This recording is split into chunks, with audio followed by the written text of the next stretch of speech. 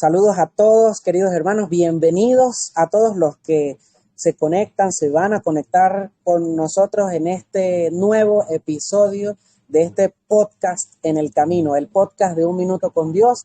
Estamos otra vez acá con ustedes y hoy tenemos otro invitado súper internacional, el padre Samuel Pérez, párroco de la parroquia Cristo Rey en Zaragoza, España. Padre, bendición, ¿cómo está? Hola, Dios te bendiga, muy bien. Saludos a todos. Aquí muy contento. Estoy en el despacho de la parroquia. Eso, padre. Sí, sí. Intentando que no venga nadie a vernos ahora, porque si no, pero muy bien, muy contento. Excelente, Alejandra, ¿cómo estás? Bien, bien, todo bien, gracias a Dios. Bendecida por el Señor, abrazada por María y llena del Espíritu Santo. Eso, Amén. como siempre. ¿Cómo está el frío por allá en España? Bueno, ahora estaremos, no sé, como a 9, 8 grados por ahí, más o menos. Ay, santo Cristo. Sí, sí, bueno, no sé. Yo llevo 12 años ya viviendo aquí. Entonces, yo creo que también uno se va como aclimatando también al sitio donde estamos, ¿no? Y disfrutándolo también, porque al final es parte de... Bueno, yo lo disfruto mucho. A mí me gusta mucho también el invierno, el otoño y el invierno. Porque el tema es que después cuando llega el verano, entonces echaremos mucho de menos estos momentos así, ¿no? Sí, Porque hace porque allá mucho los calor. calores también son Es que bastante fuertes, ¿no? Zaragoza además es una ciudad muy de contrastes con el clima. Entonces hace mucho frío en invierno, pero luego en calor, bueno, en verano hace muchísimo calor. O sea que, bueno, es lo que tiene. Como la vida misma. Así es, así es. Bueno, a todos los que nos van a ver, van a poder tener la oportunidad de ver este episodio. Recuerden que pueden seguir todas nuestras redes sociales. Estos episodios, recuerden que los subimos en distintas plataformas. Los subimos en nuestro canal de YouTube, Un Minuto con Dios. Los subimos en Twitch también. Y también quedan grabados acá en nuestro grupo de Telegram para que, pues, si no tienen la oportunidad de ver el episodio en vivo, pues puedan también acceder a la grabación. Sobre todo en estos canales que he mencionado, pueden encontrar todos los episodios que hasta el momento hemos grabado de nuestro podcast.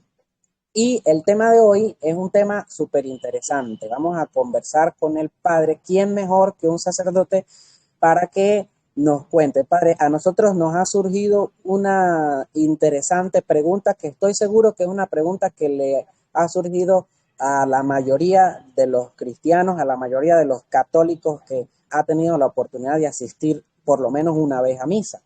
Y es que, padre, ¿debería la misa ser más divertida? ¿Debería cambiar el rito, la liturgia para, no sé, entretener un poquitico más a los feligreses que van a escuchar la misa?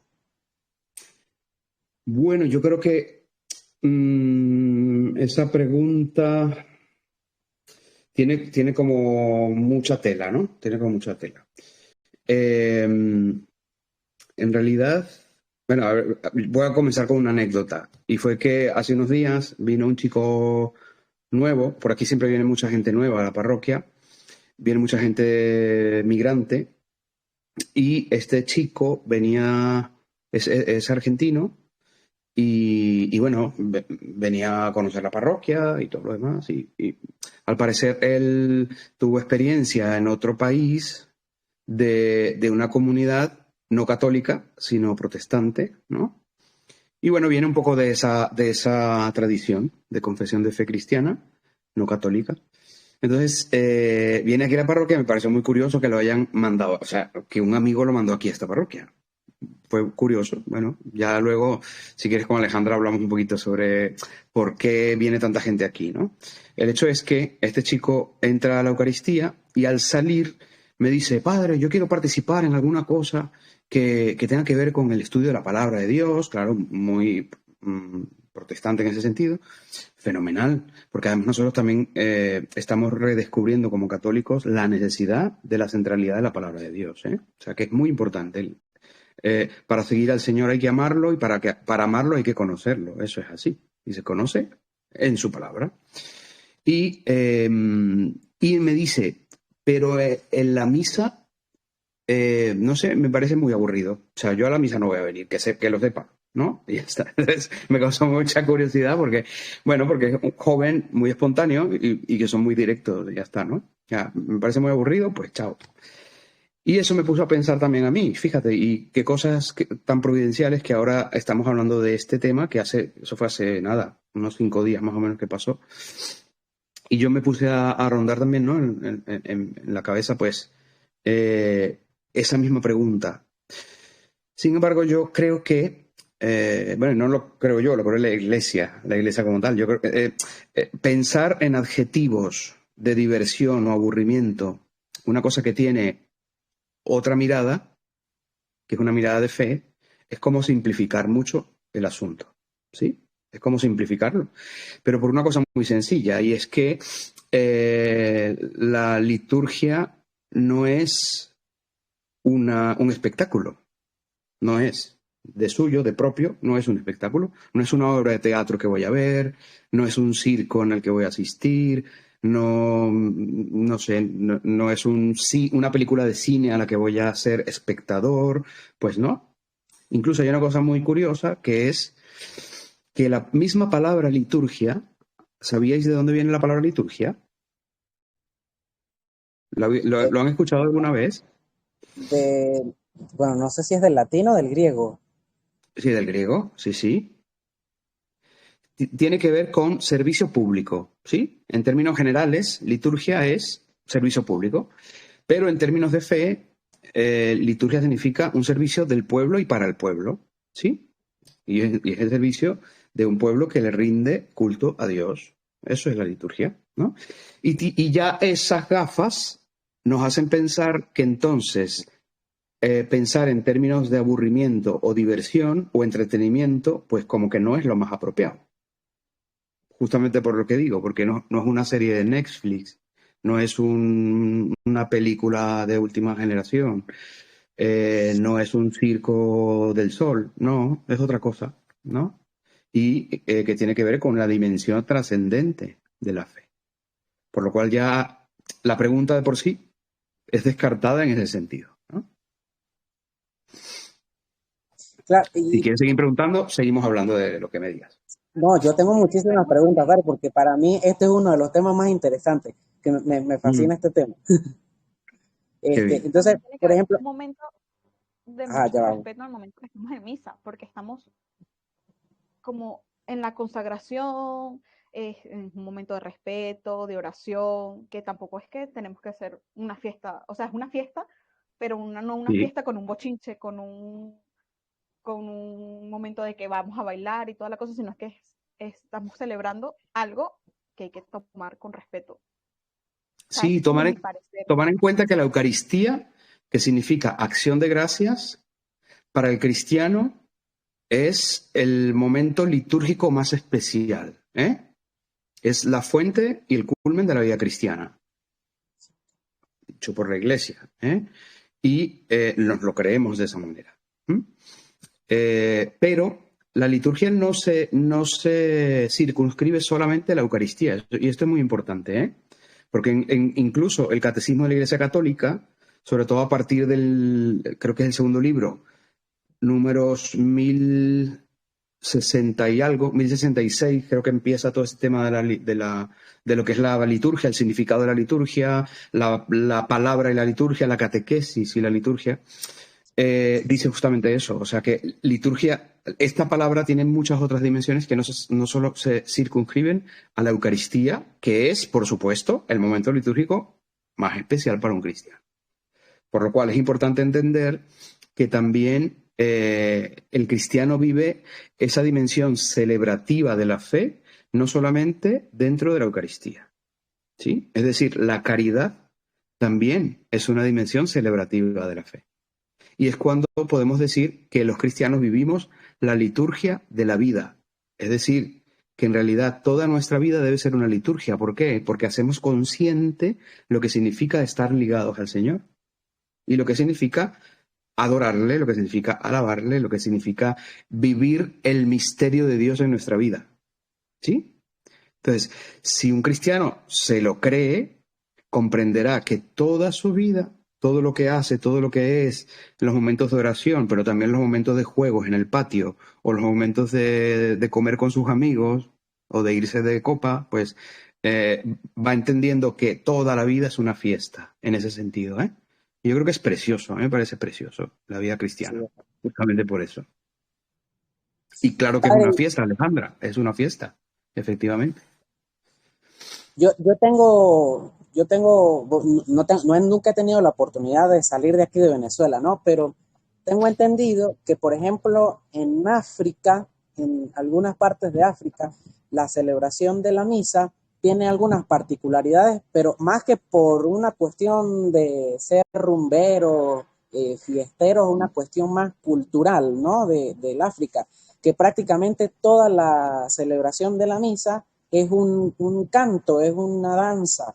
Desde que empieza la celebración entran todos cantando. De hecho, cuando viene la liturgia de la palabra, introducen la Biblia con una especie de danza y lo hacen así todo muy, muy festivo, ¿no? Muy alegre.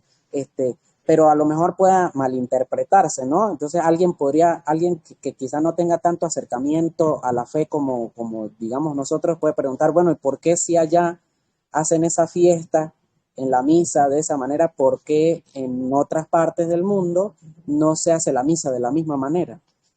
Hay una cosa muy importante y es que el Evangelio, eh, bueno, ya hemos escuchado de parte de Jesús en el Evangelio de Marcos, cuando dice, id al mundo entero y anunciar la buena noticia a toda la creación, ¿no?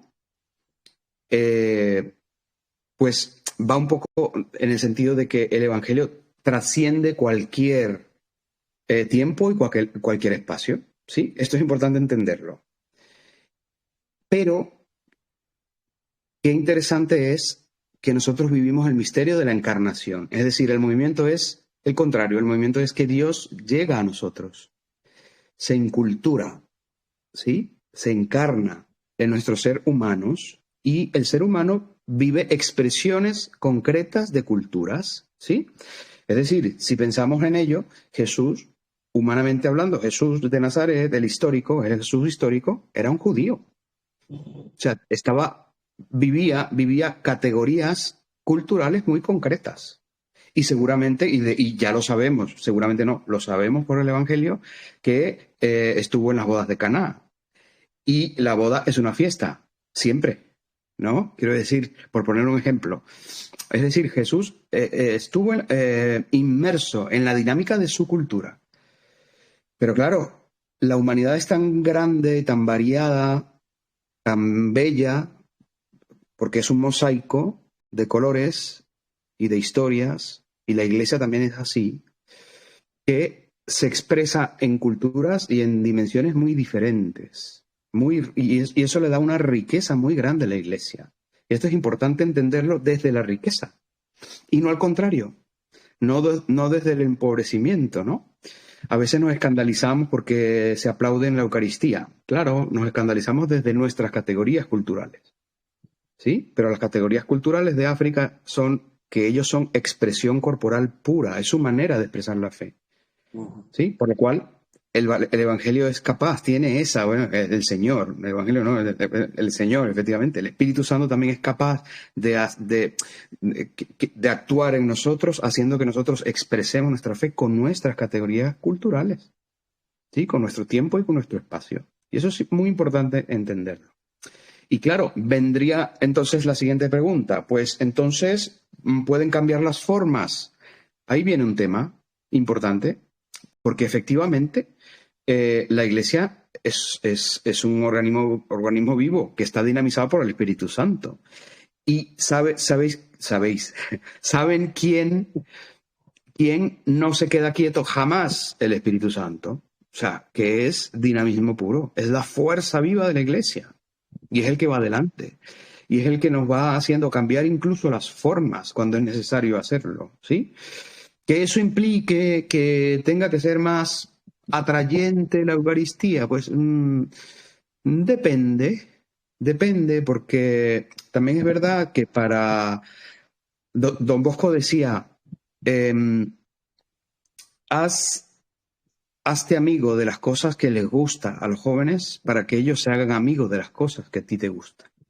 Y esto es un elemento que es importante. Es decir, hacer la Eucaristía digerible, eso sí es importante. O sea, hacer que al final signifique algo para nosotros, eso sí es importante. Más allá de que sea divertida o no.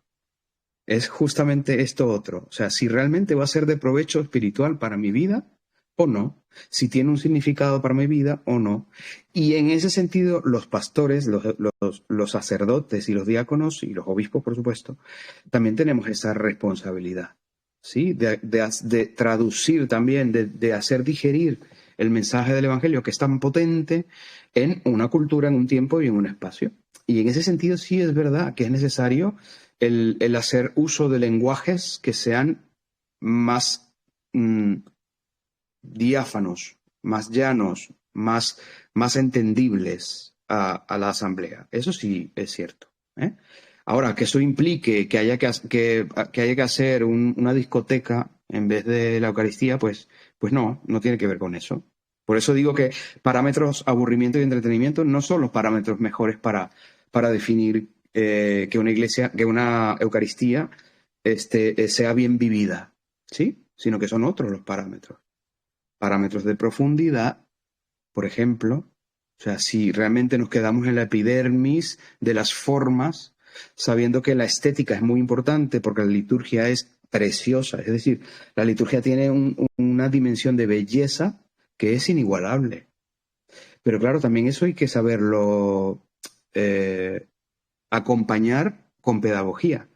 Y en ese sentido también los sacerdotes tenemos la responsabilidad de hacer explicar de la mejor manera esa belleza de la fe, ¿no? Entonces, tiene este otro punto que creo que es importante, el tema de las formas, que sí es importante que podamos hacerla entendible a la asamblea. ¿Me Padre, una siguen? vez, excelente, padre, está Vale. buenísimo.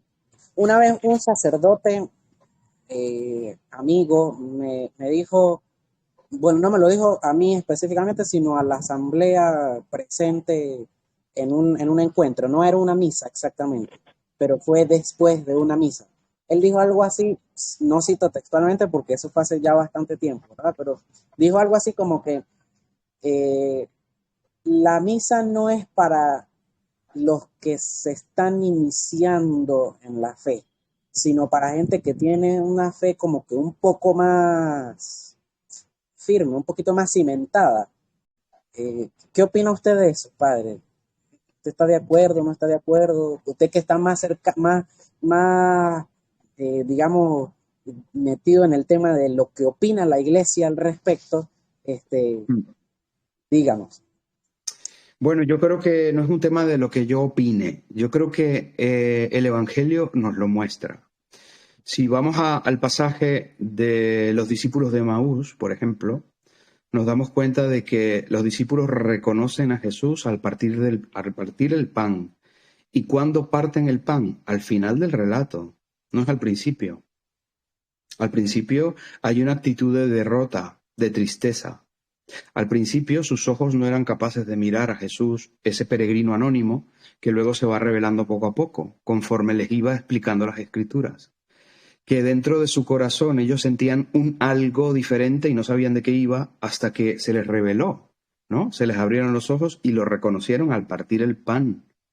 O sea, el sentido eucarístico del reconocer al Señor está en un momento que no es el principio, ¿no? Por eso es tan importante lo que les digo, o sea, el tema de la pedagogía. Y Jesús nos da justamente todas las claves pedagógicas para nosotros comprender cuándo tenemos la conciencia más plena para poder comprender el valor de la Eucaristía, ¿sí? El valor de la Eucaristía. Y para ello es importante hacer un camino, ¿eh?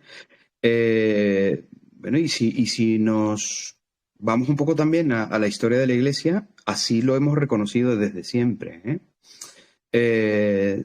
Lo que pasa es que ya por otros factores que no entro a ello, no entro a saco con estos otros temas que nos pueden diluir un poquito la centralidad de lo que estamos hablando.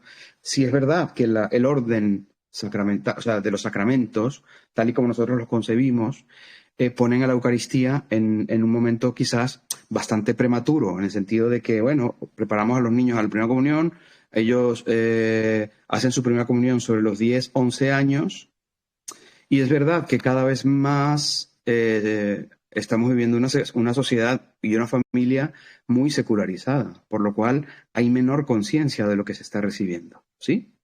En otros momentos no era de esa manera que se vivía, sino que había una plena conciencia de lo que se recibía, ¿no? Entonces, por eso es tan importante que haya una pedagogía y que comprendamos también que en este momento de la historia de la Iglesia, la Eucaristía siempre será la fuente y culmen de nuestra vida cristiana, de nuestra vida de fe, ¿eh? Pero claro, requiere también de ir buscando esas formas para que tengan realmente una plenitud en la vida del creyente. Porque si no, a veces tenemos esa sensación, como párroco yo lo vivo, ¿no? Esa sensación de que perdemos un poco el tiempo, entre comillas. Nunca se pierde el tiempo porque se trata de sembrar. Nosotros no somos los que cosechamos, es el Espíritu el que hace crecer, ¿no? Pero también es verdad que tenemos ese reto de que haya mayor conciencia de la Eucaristía en nuestra vida, ¿no? Del significado que tiene. Por lo cual, no es para comenzar una vida de fe. Quizás necesita como de un tiempo muy importante. Primero que todo, tener una experiencia personal con Cristo. Es verdad que en algún momento tiene que pasar necesariamente por su presencia viva y real, por supuesto, que es la Eucaristía. Pero yo sí es verdad que me pregunto, bueno, el Señor lo hace, ¿eh? O sea, el Espíritu Santo sabrá cuál es el momento para cada persona, porque hace una historia de amor personal con cada uno, ¿no? Pero también es verdad que quizás hay momentos importantes, por ejemplo, conocer la palabra de Dios. Entonces, claro, si los datos, o sea, el relato, la palabra propiamente dicha de quien es la palabra de Dios, que es Jesucristo, si no lo vemos ahí en la Escritura, difícilmente vamos a poderlo ver en la adoración eucarística o en la liturgia de la Eucaristía. Difícilmente. Por eso es tan importante que dentro de la celebración eucarística tengamos el pan de la palabra y el pan de la Eucaristía. Es que son inseparables uno del otro. Uh-huh. Creo que Alejandra iba a hacer una pregunta, ¿no? Yo tengo una pregunta, y va más con el tema relacionado de jóvenes, sí, de adolescentes, más que jóvenes, adolescentes, que muchas veces a los jóvenes se les lleva a misa, se les lleva a una Eucaristía, y a ellos les parece muy aburrido, porque como que no entienden muy bien este tema de la misa. Entonces, ¿cómo sería la mejor forma de caminar a un joven, a un adolescente, a este rito tan importante dentro de la iglesia? Sin asustarlo y sin que lo sientan como que es muy aburrido o algo por el estilo. Sí, quizás esta pregunta tiene mucho que ver con lo que ya he comentado de la pedagogía. Yo creo que eso sí es importante, ¿no? El tener un poco las formas que sean realmente dicientes, es decir, que tengan significado para las personas que están viviendo la asamblea. La liturgia es una obra del pueblo para el pueblo. Y si tomamos en cuenta eso, todos somos participantes dentro de la Eucaristía. Es decir, que esto es un tema también muy importante. Y también somos responsables los sacerdotes de hacerlo ver, y también es responsable la asamblea de comprender que todos somos celebrantes. Eso es un tema muy importante, porque generalmente podemos caer en la tentación de vivir un espectáculo. Y esperamos eso. Tanto que nos sentamos, nos ponemos de pie, nos ponemos de rodillas, nos sentamos. O sea, tú dices, bueno, ¿cuál es la mayor participación que quizás pueda haber en la celebración? Los cantos, cosa que es imprescindible dentro de una celebración eucarística, y que es una cosa que el Concilio Vaticano II hace mucho hincapié y que es importante ir revisando permanentemente, porque es parte de la liturgia, pero también por un tema de participación de la asamblea. Es decir, todos somos celebrantes, aunque haya uno que presida, que en este caso es el sacerdote, pero todos somos celebrantes, porque todos en ese momento somos también Cristo. Es muy importante comprender que una vez comienza la celebración, hay como 4 dimensiones que están dentro de una única realidad, que es el misterio pascual de Cristo, dentro de una liturgia, ¿sí? Y es entender que en la figura, bueno, por supuesto, en la palabra de Dios está Cristo vivo, ¿no? Que en el pan, o sea, en las especies, el pan y el vino, que por supuesto, Cristo, que se hace presente. En la figura del sacerdote, ¿sí? El sacerdote actúa en nombre de Cristo, la persona de Cristo. Y una cosa que a veces no comprendemos, y es que en la asamblea también está Cristo presente. Y eso es un elemento muy importante, porque si nos cargamos, como dicen en España, ¿no? si quitamos la asamblea como parte de esta realidad del acontecimiento Cristo, falta algo. Falta algo. Y entonces, claro, es cuando viene esta tentación de mirar una Eucaristía como un cine, ¿no? O sea, voy a un espectáculo. Pues no, no se trata de eso. Tú eres parte de... Por eso es tan importante, ¿no? Porque, y de hecho yo creo que físicamente, estéticamente, eh, hay ciertos templos que ayudan, favorecen mucho a este dinamismo de una comunidad que se reúne en torno a la mesa. La comunidad se reúne alrededor de la mesa y eso es muy importante, ¿sí? Hay templos que en este sentido a lo mejor no ayudan, ¿no? Porque, bueno, tienen su historia también. Quiero decir, al principio era así, de esa manera, muy íntimo todo, pero claro, es que la comunidad cristiana ha crecido mucho. Entonces, necesitó de templos grandes y todo lo demás, ¿no?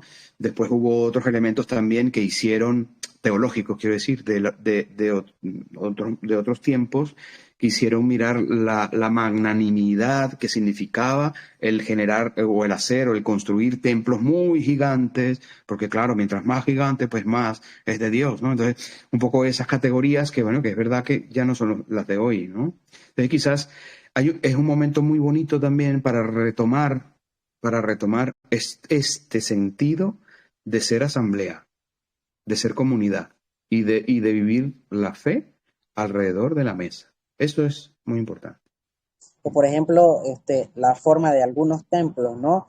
De que el altar está digamos, en el punto más profundo del templo y las bancas, que es lo común, que las bancas estén una detrás de otra.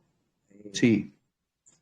Por ejemplo, yo he visitado templos aquí en Venezuela, famosísimo el de Barquisimeto, que La es, catedral. ajá, la catedral de Barquisimeto, que el altar está en todo el centro y como en una especie de cruz están las bancas que miran todas hacia el centro, cosa que me Eso parece es. bellísimo.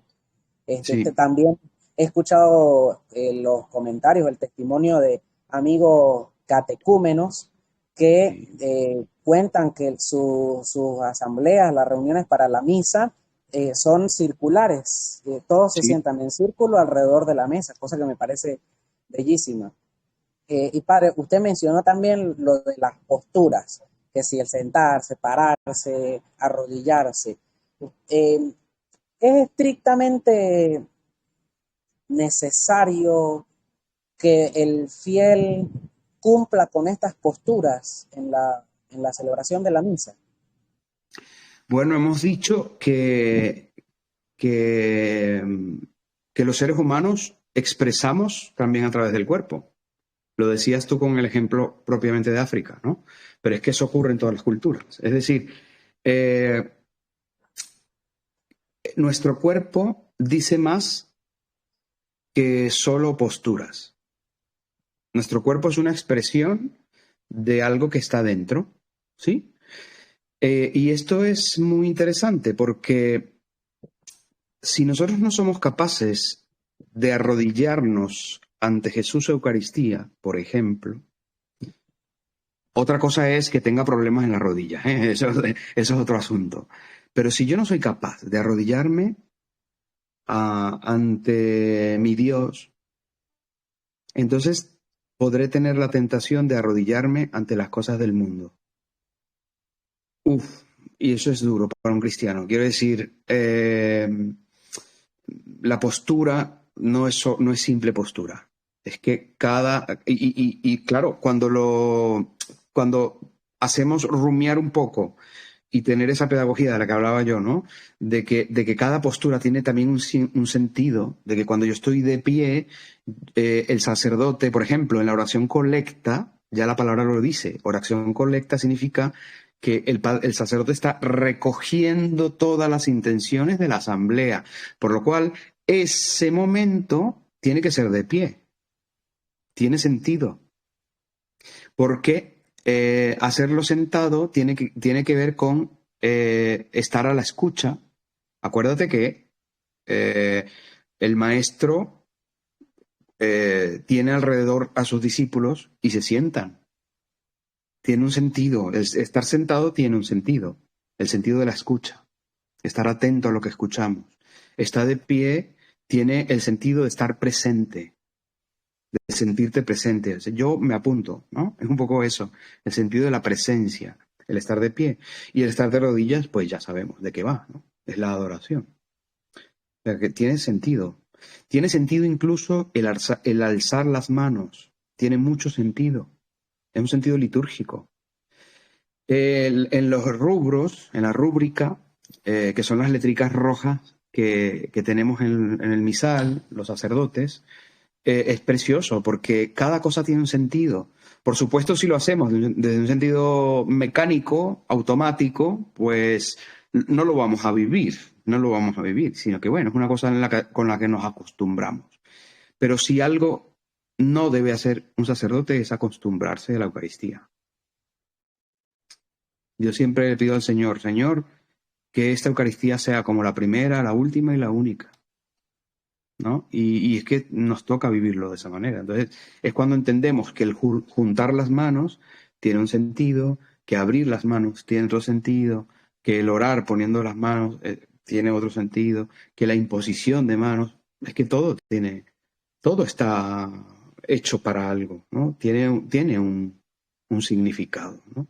Entonces, es verdad que es necesario que la gente sepa esto, es verdad que es necesario que la asamblea lo sepa, pero para eso tenemos las catequesis, justamente, que esto es importante, ¿no? Para eso la catequesis, para eso los grupos de fe, para eso el cristiano tiene que aprender a vivir en grupo, en comunidad. Qué importante es la vida de comunidad, ¿no? Porque si no, corremos otro riesgo dentro de la celebración propiamente eucarística y es que nos desconozcamos unos a otros. Si te fijas, justamente esa disposición de los bancos uno delante de otro, al final nos miramos las nucas, pero no nos miramos a los ojos. Y esto es un tema que yo creo que todos los cristianos tenemos que revisarnos, ¿eh? O por ejemplo, como cuando vamos a, qué sé yo, al cine. Al cine prefiero ponerme las últimas butacas.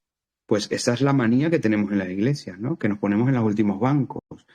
Ponerse en el último banco también dice mucho, porque eso también es parte de la postura corporal. Es decir, me pongo de último, ¿por qué me pongo de último? ¿Porque no me quiero implicar? ¿O porque me da miedo? ¿O por qué? ¿Cuál es la razón? Entonces, yo en eso sí siempre insisto a la gente que generalmente se sienta detrás. Oye, vamos a acercarnos, que esto se vive en comunidad. La fe no se puede vivir solo. Y la Eucaristía es la presión más visible de la fe y de la comunidad, ¿no? Hay Pues eso. algo que quizás no se hace en todos lados del mundo, pero en Venezuela sí es muy común, de que en el momento de la oración del Padre Nuestro nos agarremos las manos para estar como en unión en el momento de la oración, como en comunidad, como que la comunidad está unida y está presente en ese momento de la oración. Y es algo que no ocurre en todos lados. Eso tiene que ver algo por la cultura. En realidad, el tomarse de las manos no está dentro de la rúbrica. O sea, es decir, No hay una letrica roja que diga, y ahora todos se toman de las manos. No, pero es un signo bonito de comunidad, de fraternidad. Es una manera de decir, todos somos hijos de un mismo padre, por lo tanto somos hermanos. Y el estar unidos, pues ya sabemos lo que significa el apretón de manos, ¿no? En la amistad, en el noviazgo, en la fraternidad, el apretar las manos, el unir las manos es un signo de igualdad, por un lado, y de solidaridad, ¿no? Entonces, tiene un sentido que no es litúrgico en el sentido estricto de la palabra, pues no, no lo es porque no está dentro de la rúbrica tal, pero sí tiene un sentido de fraternidad que yo creo que es muy bonito y que es bonito también poderlo rescatar en algún contexto, ¿no? Depende mucho de la cultura.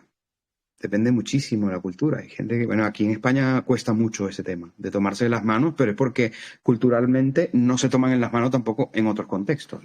Es un poco eso, ¿no? Y en Venezuela o en América Latina, que somos más de contacto físico, pues para nosotros sí es importante el apretar las manos, el unirnos las manos en el Padre Nuestro, o el darnos un abrazo en la paz. Una cosa que aquí lo que más hacemos es darnos las manos. Cuando nos damos la paz, nos damos las manos, Saludos. o hacemos como los japoneses, ¿no? Así, sobre todo después de la pandemia. Entonces, eso ha hecho que corporalmente haya más distancia, ¿no? Pero bueno, son temas culturales, de formas.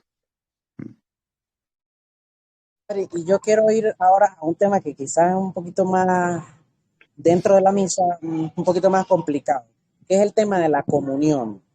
Ay, Este, ya sé por dónde vas.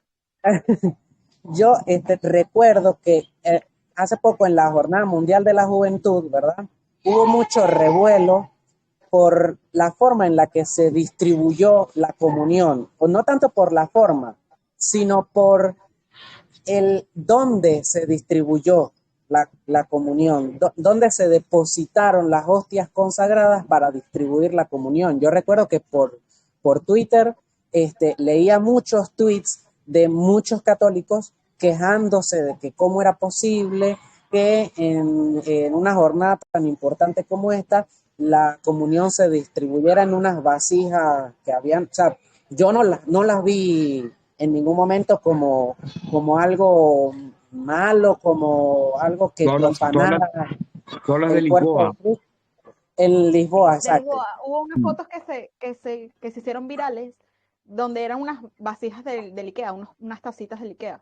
Sí, Entonces sí, mucha sí, gente porque yo criticó. di la comunión con eso. Yo, sí. Mm. Sí, entonces, ¿cuál sería su postura en este caso eh, con respecto a ese tema? Pues la comunión tiene que sí o sí distribuirse o depositarse la hostia consagrada en un copón o en un cáliz que sea bañado en oro, algo muy bien elaborado, o ¿qué opina usted al respecto? Sí, bueno, hay un tema que es importante, que el tema es la dignidad de la liturgia, ¿no? El problema está en que a veces nosotros confundimos dignidad con lujo. Y ahí está un problema.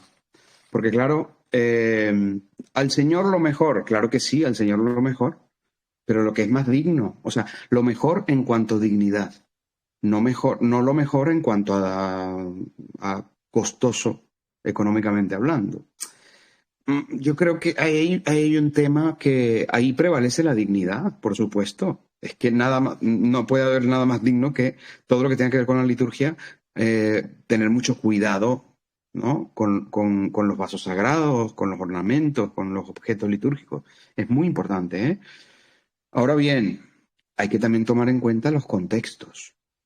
O sea, yo creo que también el sentido común nos dice mucho. El sentido común es el común de los sentidos. O sea, a ver, si estamos hablando de 2 millones de personas que tienen 3 días sin dormir,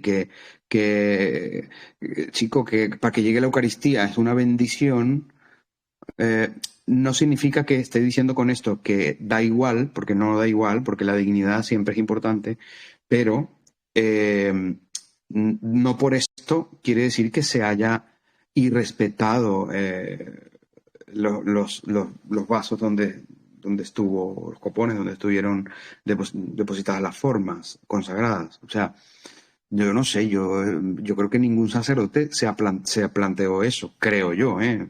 No sé, depende también de los contextos culturales, pero en realidad dentro de una JMJ, con todo lo que implica una Jornada Mundial de la Juventud, con tanta complicación, porque es complejo, o sea, a los sacerdotes tenemos que hacer no sé cuántos metros para poder ir a dar la comunión, de acuerdo a donde nos envían. O sea, chico, ¿qué más da? Es como decir, mi alba está arrugada y eso no es digno. Pues chico, claro, en mi parroquia yo tengo que tener lo más digno posible mis ornamentos. Entre esos, el alba tiene que estar, sí, en condiciones. Eso es una cosa. Pero si yo estoy en la Jornada Mundial de la Juventud y mi alba es el alba que usé durante toda la jornada, llena de tierra, llena de no sé qué. Chico, ese es el contexto que hay, ¿qué te puedo decir? Entonces, el problema no está ahí, el problema está en que en el fondo haya un sentido como puritano de ver la liturgia. Entonces, ahí es cuando nos perdemos un poco las perspectivas. Y la pregunta de siempre, yo creo que la pregunta de todo cristiano ante cualquier circunstancia es, ¿qué haría Jesús en mi lugar? ¿Qué haría Jesús? O sea, ¿de verdad él se hubiese pensado, se hubiese detenido a pensar en esto? ¿O para él sería más importante lo que está de fondo, ¿no? Entonces, no sé, yo creo que al final es un tema de sentido común. Hay mucho de sentido común en la liturgia. Y eso es muy importante tomarlo en cuenta. No es un tema formalista ni ritualista, tiene su sentido. Y es sentido común, ¿no? Entonces, yo creo que cierta flexibilidad también es importante. Y de hecho, la flexibilidad también es parte de la liturgia. Justamente por el sentido estricto de la palabra. Es una obra del pueblo para el pueblo. Y sigo ahí con el tema de la comunión, pero ya cambiando lo que sucedió en la JMJ. Yo Sí. tengo varias preguntas con respecto a la comunión, ¿no? A ese punto. Por ejemplo, eh, a mí desde chiquitico me enseñaron que así uno llegue, por ejemplo, en el momento del ofertorio, a la misa, porque por una emergencia que me sucedió no pude llegar a tiempo a la misa. Si yo al llegar en el momento del ofertorio he vivido profundamente ese pedazo de la misa que pude vivir, puedo acercarme a la comunión. Pero tengo amigos que dicen, mira, no, si tú llegaste al momento del ofertorio, si tú ya no estuviste, por ejemplo, no escuchaste las lecturas, no escuchaste el evangelio, no escuchaste la homilía, pues mira, lo mejor es que no comulgues. Entonces, allí, ¿qué debería prevalecer allí? ¿Mi amor o mi anhelo por comulgar o el respeto de decir, mira, no llegué a tiempo, no puedo recibir a Cristo así en la comunión? Sí, esto tiene un argumento que yo creo que es muy sencillo también. Hemos dicho hace ratico que el alimento de la palabra y el alimento de la Eucaristía son dos dimensiones inseparables. ¿Sí? Por lo cual, dentro de la liturgia eucarística, concretamente, son momentos también inseparables. Por lo tanto, realmente no tiene mucho sentido si yo no he preparado el corazón a la escucha y luego me dispongo a la comunión. Es importante, dentro de toda la liturgia eucarística, que yo primero me prepare escuchando la palabra. Todo tiene sentido, repito. O sea, es que desde el saludo inicial hasta el final de la Eucaristía, que es misión, que todo el mundo dice es la despedida o la salida, pues es justamente la salida, ¿no? Es ahora vamos, afuera, ¿no? Ese es el sentido que tiene la despedida como tal, ¿no?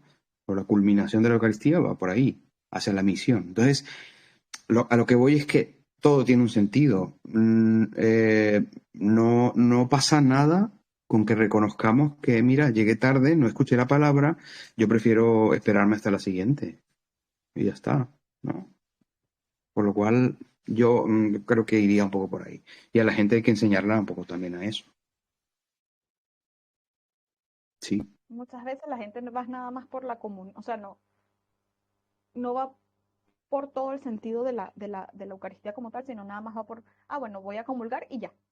Entonces llegan después de la palabra, porque la palabra le parece aburrida, que si la homilía, que si el padre habla mucho, que si no sé qué, que si no sé cuánto, y van directamente al grano. Entonces, Pues ahí es donde se ve realmente. eso es no entender la liturgia eucarística, eso es no entenderla. Ni es entender el misterio pascual, ni es entender la pedagogía de Dios con nosotros. Lo primero que todo es la escucha. Lo primero que todo es la iniciativa de Dios en tu vida. Y si tú no eres capaz de escuchar, no vas a obedecer. La palabra obediencia viene de escuchar, justamente. O audire, escuchar y atender a lo que escucho, ¿no? Entonces, no sé, repito, es que tiene mucho sentido. Y la liturgia está toda puesta, cada cosa en su sitio, ¿no? Entonces, en ese sentido yo sí creo que hay que respetarla, ¿no? Porque la comunidad creyente tenemos una cosa, no sé si han escuchado ustedes alguna vez ese término, sensus fidei. Sensus fidei significa el sentido de la fe, ¿no? El sentido de la fe. Pues la comunidad creyente tiene un sentido de la fe. Y la tiene desde que la iglesia es iglesia, desde Pentecostés. ¿Sí? Entonces, eso es rendir también honor a nuestros hermanos. Y la comunión de los santos es eso. O sea, es entender que nuestros hermanos, desde el siglo I hasta hoy, pues bueno, cada cosa lo han ido poniendo en su sitio después de un discernimiento a la luz del Espíritu Santo. No soy yo quien para, para cargarme cosas, ni para aparcarlas, ni para opinar si a mí me parece o no me parece bien cuando nosotros actuamos en nombre de Cristo, en nombre de la Iglesia, ¿no? Entonces, hay cosas que no son opinables. No quiero decir con esto que haya que ser riguroso, no necesariamente. Que no sea opinable no significa que no tenga que explicarlo. Claro que hay que explicarlo. Y con pedagogía y con amor y con todo lo demás. Pero no es opinable, o sea, es como es y ya está, ¿no? Y luego estoy muy seguro de que una vez que se entiende, se ama. Una vez que se entiende la liturgia, se ama la liturgia. Porque, por lo que digo, porque tiene mucho sentido. Padre, ajá, yo sigo teniendo muchísimas preguntas, ¿no? Porque de verdad me encanta mucho este tema. Ahora, con respecto a los cantos, la música, yo soy Sí, músico, qué bueno. y bueno, también entre los músicos católicos hay como esa, no sé si diatriba, disputa entre los músicos un poquito más modernos que quieren hacer música más moderna, más movida, más alegre, y los otros que son un poquito más conservadores que dicen, no, mira, o sea, algo más sacro, más cantos que vayan más de acuerdo a la palabra, o sea, que no, o sea, no me puedo permitir en la liturgia cantos protestantes, pero otros que dicen que no, sí, ¿por qué no? Uno que otro canto protestante entra dentro de la misa sin problema. ¿Cómo entender este caso de los músicos católicos y de la música dentro de la misa? Ya, sí, eso es todo un tema. Eso es todo un tema. Importante comprender qué es la música católica. ¿Sí? ¿Alejandra se nos fue o qué? Sí, No tuve sé. un pequeño problema Ah, pero vale, vale, ajá. vale. Importante comprender qué es la música católica. La música católica no se circunscribe a a la música sacra, es decir, a la música dentro del contexto litúrgico, eucarístico, ¿no? No se circunscribe solo ahí.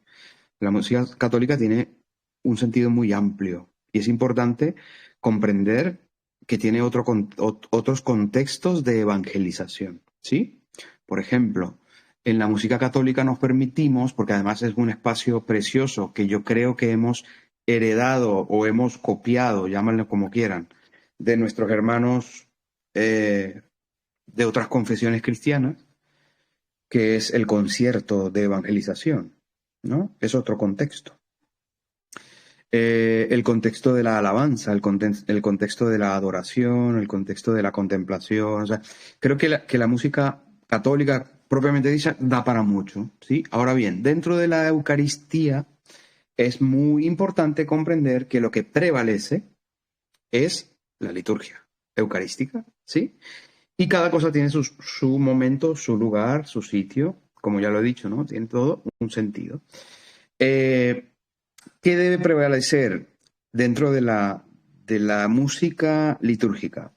Hay varios criterios. Uno de esos criterios, que ya el Vaticano II, Sacrosanto Concilium, me parece, ya lo menciona, que es la participación de la asamblea. ¿Sí? La asamblea debe participar también a través de la música. Esto nos ha costado mucho entenderlo porque, bueno, algunos nos hemos cerrado también un poco a cuál es el tipo de instrumento, que es verdad que el que se privilegia es el órgano, ¿no? Pero claro, esto hay que entenderlo desde un contexto cultural occidental, eso también es cierto, ¿no? En otros contextos, pues el órgano no es que exista mucho por ahí. Entonces, por lo cual, no es un pecado que se use la guitarra, por poner un ejemplo, ¿no? A ver, que es que hay que ser flexibles también. La liturgia nos da esa flexibilidad con tal de que no se pierda el sentido común de la liturgia y el significado que tiene, de fondo, ¿sí? Entonces, eso es uno de los criterios. Otro criterio muy importante, la letra de las canciones se recomienda que sea, bueno, se recomienda no, tienen que estar basadas en la Sagrada Escritura. Eso de plano, ¿sí? O sea, tienen que estar basados en la Sagrada Escritura. Por lo cual, letras de canciones que son intimistas, que también suelen ser muy... los protestantes suelen tener mucho este tipo de producciones que son maravillosas. Que yo no tengo ningún problema con ese tipo de música. Ahora bien, dentro del contexto de una Eucaristía, es cuando hay que revisarlo bien. Si realmente tiene sentido o no tiene sentido, ¿sí? ¿Por qué? Porque justamente la Eucaristía tiene ese sentido comunitario que no se puede romper. Y que estamos en torno a la palabra y al pan, ¿no? Entonces, todo lo que nos suene a eso, como que no es el contexto para una Eucaristía.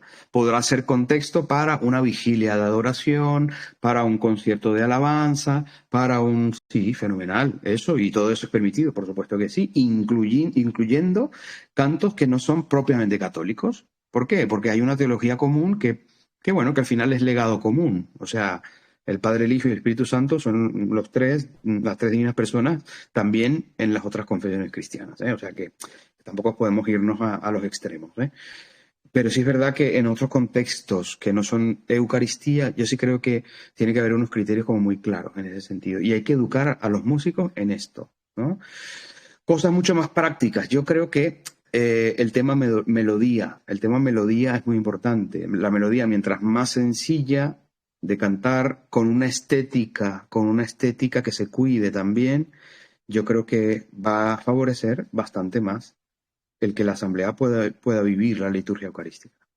O sea, letras que son rarísimas, melodías que son complejísimas, difícilmente la gente va a participar. Serán otros los criterios. Entonces, aquí es cuando vienen los protagonismos, ¿no? Es cuando, entonces, creemos los músicos que estamos dando un concierto. Pues no, hijo, mira, después tú te puedes ir a la Plaza Bolívar y dar todo el concierto que quieras. Y además me parece fenomenal, porque también hay que hacerlo, porque eso es el ir al atrio de los gentiles. Pero la liturgia eucarística es otro contexto. La Eucaristía es otra cosa. Por lo cual, eso yo creo que sí es importante que se pueda preservar, que se pueda tener respeto hacia lo que significa la Eucaristía. Ritmos, golpes, batería, no batería. No sé, yo creo que también eso depende mucho también de los contextos culturales y de qué tipo de asamblea está ahí presente, ¿sí? Lógicamente, yo creo que una asamblea, qué sé yo, predominantemente juvenil, no habría problema que se usen ciertos instrumentos en ciertos países en los que esa música puede ayudar. Y ya está, sin descentrar. Es que ahí está un poco también el tema, ¿eh? Sin que eso reste profundidad a la liturgia.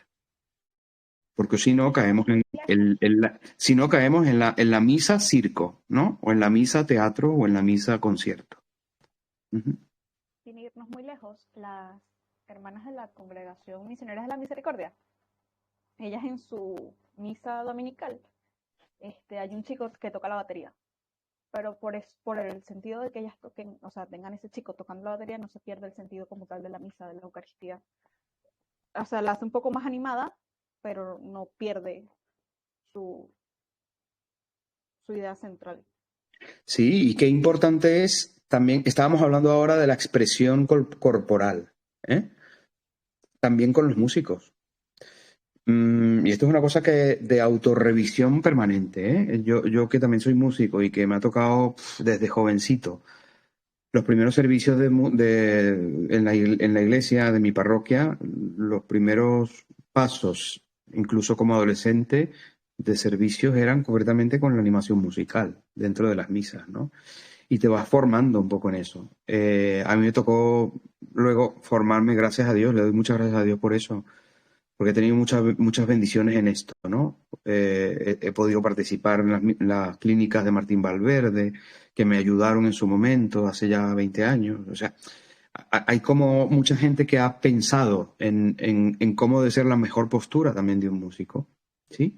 Eh, y debes, porque tienen que hacerse muy bien. O sea, así como hablábamos de los vasos sagrados, que deben ser lo más dignos posible, pues la música también, ¿eh? O sea, y tiene que haber un sentido estético que es importante. La belleza también pasa por el oído. O sea, ¿no? Pasa, por ejemplo, la belleza por el proclamar la palabra de una manera clara, bien, con buena dicción, con buen tono de voz. Esto también es parte de la estética de la liturgia, ¿no? Igual hablamos de la música. O sea, podemos tener muy buena intención, pero si somos malos para la música, pues haz otra cosa, hijo. Dedícate, no sé, sirve en el No vamos a altar, eso a la iglesia. ponen atril, no sé, lo que tú quieras. Pero cada zapatero a su zapato, ¿no? Quiero decir, eso también es muy importante, hacer entender a la gente eso. O sea, mira, chicos, si tú cantas como una cabra, como que, como que, como que puedes hacer otra cosa. Y todos servimos para algo y todos tenemos un sitio en la iglesia, ¿no? Entonces yo creo que eso también parte como del discernimiento y del acompañar a la gente con amor, por supuesto, ¿no? Perfecto, padre. Alejandra, no sé si tienes otra pregunta para... Pues por los momentos no. Y a nuestro pesar, ya como que tenemos que ir terminando el episodio de hoy. Yo Mm. quisiera preguntarle una última cosita, padre. ¿Alguna anécdota? Porque siempre a todos los invitados les pedimos que nos cuenten alguna anécdota que tenga relación con el tema que estamos hablando. Entonces, no sé, alguna anécdota que usted tenga que contarnos de alguna vez que celebrando, presidiendo una misa, le haya pasado, no sé, qué sé yo, unos cantos que no le gustaron, o que no fueron los correctos, o no sé, alguna ocasión en la que por cosas de la vida, pues se comió una parte de la liturgia y no se dio cuenta. ¿Alguna anécdota así que nos pueda contar? Bueno, hay mucho de eso, pero ahora me hiciste acordar de cuando, siendo jovencito, yo comencé a ir de misiones desde los 13 años de edad. Y yo recuerdo que en ese momento, mi primera misión fue a un pueblo del estado Sucre. Poblaciones del estado Sucre muy pequeñitas, ¿no? Casanay, Cariaco, todos esos sitios por allá, ¿no? Muy pobres también. Y hay muchas anécdotas, muchísimas. Y con este tema de la música, me acuerdo concretamente bueno, que a mí me tocaba lo que te digo, ¿no? A mí me tocaba siempre estar con la guitarrita y no sé qué, y animar la cosa, y las Eucaristías, y las procesiones. Entonces, con respecto a esto, yo tengo un grave problema, y mi grave problema, eso lo sabe Alejandra, es que a mí, yo tengo muy poca memoria, o sea, mi memoria es una cosa de pez, o sea, una memoria, yo soy un desmemoriado, en todo sentido, pero concretamente con las letras, incluso de las letras de mis propios cantos, siendo músico, se me olvidan. O sea, no me las sé, necesito siempre tener las letras ahí en frente, incluso cuando son oraciones, como puede ser el Gloria, ¿no? Como puede ser el Santo, ustedes saben que hay cantos variables y cantos invariables. Los cantos invariables de la Eucaristía, que son el Ten Piedad, el, el, Gloria. el Gloria, el Santo, el Cordero, o sea, son fórmulas litúrgicas y eso no debería cambiar. O sea, yo no puedo poner por un Cordero de Dios, yo no puedo poner, pues sí, ahora tú eres la cabrita, no sé qué. No, no. Es el Cordero de Dios y eso es lo que yo tengo que decir en la canción que voy a cantar, que es Cordero de Dios que quita el pecado del mundo. Punto, porque es una fórmula litúrgica, ¿sí?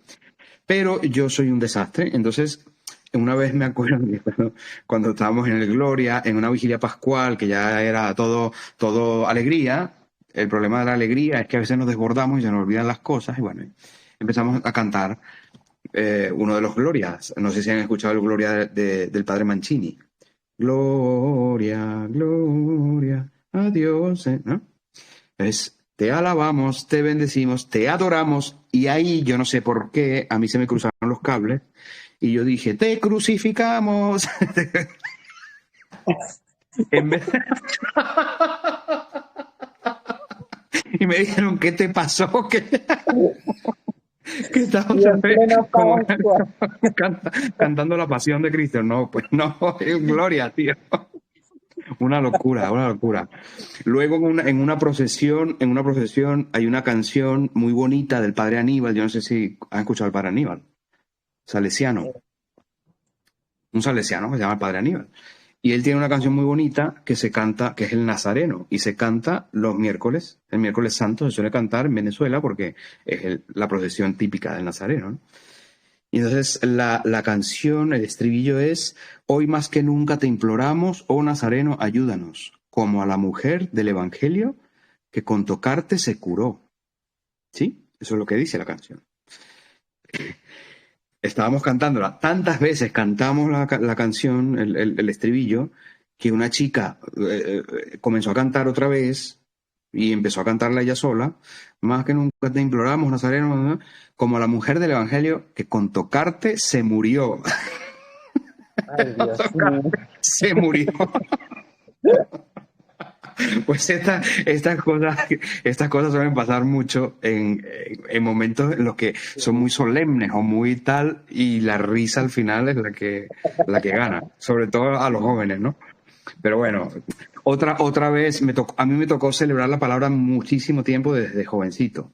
Celebrar la palabra siendo religioso, yo fui salesiano, entonces siendo religioso me tocaba ir con jóvenes a celebrar por ahí, todavía no era cura, entonces celebraba la palabra, pero nos daban ataques de risa que yo creo que era de nervios, y en muchas ocasiones, o sea, para empezar la celebración era una cosa que no podíamos de la risa, pero teníamos que agacharnos detrás del altar y nos poníamos en el suelo, pero a estortillarnos de la risa porque no podíamos arrancar. O sea, una cosa, son esas anécdotas que son tan bonitas, ¿no? Que después no se olvidan nunca. Sí, Exacto. sí, sí. Bueno, Bueno, padre, muchísimas gracias. Yo creo que ya estamos al final de nuestro episodio. Yo me he disfrutado muchísimo este episodio de hoy. Muchísimas gracias por todo lo que hemos aprendido, porque incluso yo aprendí cosas que quizás no sabía o que quizás no entendía de la mejor forma, y estoy seguro que así como Alejandra y yo, todos los que van a ver este episodio, pues se lo van a disfrutar muchísimo. Entonces, de verdad, de mi parte, desde aquí, desde Venezuela, muchísimas gracias de nuevo por haber aceptado nuestra invitación. hombre, muchas gracias a ustedes. Quiero que nos dejes un consejo para todas las personas que nos están escuchando. Algo que... Sí, yo creo y que tiene que ver con el tema. Yo creo que importante es que día a día nosotros vayamos formándonos también, ¿no? Yo creo que se planifica ese misterio de amor de Dios en nosotros cuando nosotros también buscamos entender. Porque la fe no es una cosa que se vive sin entenderla. La fe se razona, la fe es razonable. Por lo cual, qué importante es que nosotros tengamos la inquietud también de preguntar, de buscar, de investigar, de abordar, por ejemplo, el catecismo de la Iglesia Católica, que dice sobre la liturgia, por poner un ejemplo que era el tema de hoy, o sobre la Eucaristía. Yo creo que eso planifica nuestra vida de fe. Entonces, qué importante es formarnos. Y eso tenemos que buscarlo cada uno de nosotros, de acuerdo a nuestras necesidades. Y también expresarlas a nuestros pastores y a nuestros sacerdotes. O sea, decir, oye, ¿por qué, padre, no haces un taller sobre lo que sea o tal? A mí a veces me preocupa mucho los silencios en ese sentido, ¿no? Cuando tú dices, uy, ¿cuál será la necesidad de la gente? Que tampoco las expresan. Entonces, es muy importante que nosotros como laicos, o sea, ustedes como laicos, expresen sus necesidades formativas, ¿no? Porque en ese sentido es que va a tener mucho más plenitud la vida de fe, ¿no? Así que yo creo que ese es el consejo. Y muchas gracias por esta Muchas gracias. invitación. Bueno, y a Tienes todos, un miembro más de la familia ahora. Muy bien. eso, Muy bien. Pues cuando quieran, aquí estamos. Vale. a todos nuestros oyentes, a todos los que nos ven, recuerden que pueden visualizar, pueden escuchar este episodio y todos los episodios episodios del podcast en YouTube, en Twitch, acá en Telegram. No se los pierdan, también todo el material que tenemos preparado. Por allí, para el mes de febrero, traemos una segunda masterclass gratuita de este año, que por ahí muy pronto les vamos a estar compartiendo cuál va a ser el tema de esta masterclass. Y bueno, nos encontraremos ya el próximo sábado, si Dios nos lo permite, para un episodio más de este podcast En el Camino. De nuevo, vamos a darle muchas gracias al Padre Samuel Pérez, repito, párroco de la parroquia Cristo Rey de Zaragoza, en España. A quien, bueno, Padre, pedirle una última cosita, es que no se olvide de rezar por nosotros. Nosotros con todo el amor pues vamos a rezar desde aquí, desde Venezuela, y Alejandra allá en España, por usted, por su servicio, por su ministerio, y para que su parroquia pues siga creciendo en la fe, y pues también que le sigan llegando muchos más feligreses. Amén. Pues muchas gracias. Muchas gracias. Bueno, Que Dios los bendiga. amén, Padre. Y no se olviden, gente, que Dios es siempre bueno. Un abrazo, chaito. Un minuto con